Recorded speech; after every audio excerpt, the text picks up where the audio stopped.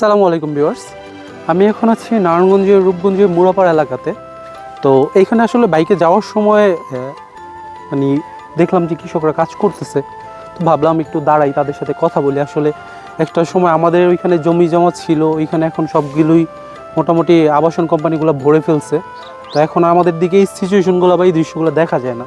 তো আমরা তাদের সাথে একটু কথাও বললাম, কথা বলে যেটা দেখলাম আর কি, যে তারা বলতেছে যে বর্তমানে 1 বিঘা জমি তারা চাষ করতে তাদের খরচ হয় প্রায় 15-17 হাজার টাকা। তো সেই পরিমাণে তারা যে ফলনটা পায়, মানে 17-18 মণ ধান, তো সেই অনুযায়ী তাদের পোষে না। কিন্তু তারপরও তারা এগুলো করে, কারণ তারা বাপদাদার আমল থেকে এটা করে আসছে, নিজের ঘরের চাউল খাইতে অভ্যস্ত। তো সেই জন্য তারা এগুলো করে আর কি। কিন্তু এটা করে যে আসলে অনেক লাভবান হচ্ছে কৃষকরা, ব্যাপারটা এরকম না।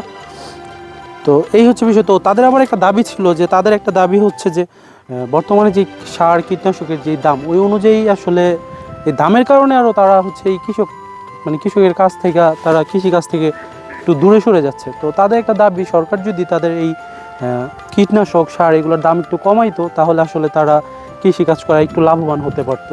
কারণ কৃষকরা তো আসলে অনেক ভালো টাকা পয়সা বা ওরকম থাকে না, কারণ যদি তাদের টাকা পয়সা বেশি থাকতো তাহলে তো আর কি তারা কৃষক হতো না।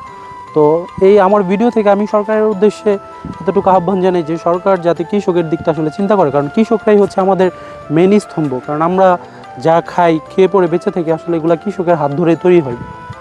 তো এই হচ্ছে বিষয়। তো সরকার যেন এই বিষয়টা দেখে। তো সবাই ভালো থাকবেন, আর আমার ভিডিওটা যদি ভালো লাগে তাহলে অবশ্যই আমার চ্যানেলটাকে সাবস্ক্রাইব করে দিবেন। সবাই ভালো থাকবেন। আসসালামু আলাইকুম।